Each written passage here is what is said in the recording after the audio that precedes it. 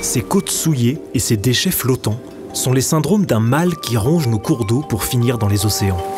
Chaque année, 8 millions de tonnes de déchets plastiques sont déversés dans les mers, soit l'équivalent d'un camion benne par minute. Des plastiques qui se fractionnent sous l'effet du vent, des vagues et de l'action du soleil pour se transformer en microplastiques. Pour mieux comprendre cette pollution et étudier son impact sur la biodiversité, une mission scientifique initiée par la fondation Tara Océan s'est embarquée à bord de la goélette Tara. Ce navire parcourt le globe depuis 30 ans. Après les pôles et les récifs coralliens, le navire a mis le cap sur l'Europe et 9 de ses plus grands fleuves. Un voyage de 6 mois qui implique 40 chercheurs venus de 16 laboratoires. Pour chacun des fleuves étudiés, les membres de l'équipage effectuent plusieurs prélèvements grâce à un filet manta. Ces mailles resserrées permettent de capturer ces plastiques plus petits qu'un grain de riz. C'est simplement des filets qu'on met derrière le bateau pendant une demi-heure à peu près, qui vont nous permettre de prélever les microplastiques. Et on va les prélever à différents endroits, on va les prélever en mer et on va se rapprocher petit à petit du point de salinité zéro vers l'eau douce. Et en passant, en fait, on va passer par les villes pour voir l'influence de la pollution des villes sur ces microplastiques. On a une idée globale de la quantité de plastique qui arrive par les fleuves, mais on ne connaît pas vraiment les chiffres, donc c'est important de quantifier. C'est important de savoir aussi quel type de plastique on retrouve. En fonction du type de plastique, on va réussir à retrouver la source de ces plastiques, qui est en train de polluer et quel type d'industrie, par exemple, est en train de polluer. Ça permettra de cibler les actions.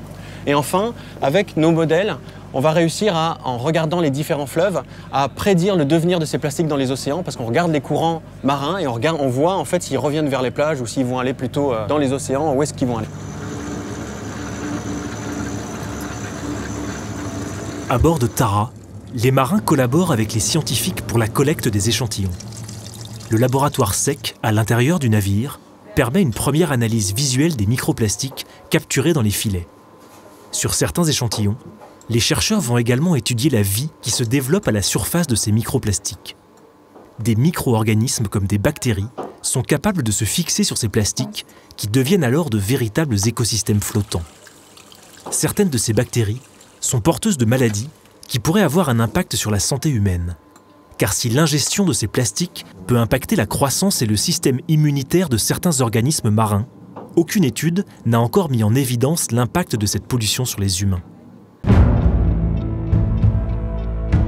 La Tamise, la Seine, l'Elbe, le Rhin ou encore le Tibre charrient une pollution très variable selon les embouchures. Une partie des scientifiques de la mission a œuvré à terre, en parallèle du voyage de Tara. Un mois avant le passage du navire sur ces zones, cette équipe a déposé des nasses contenant des plastiques connus ainsi que des moules.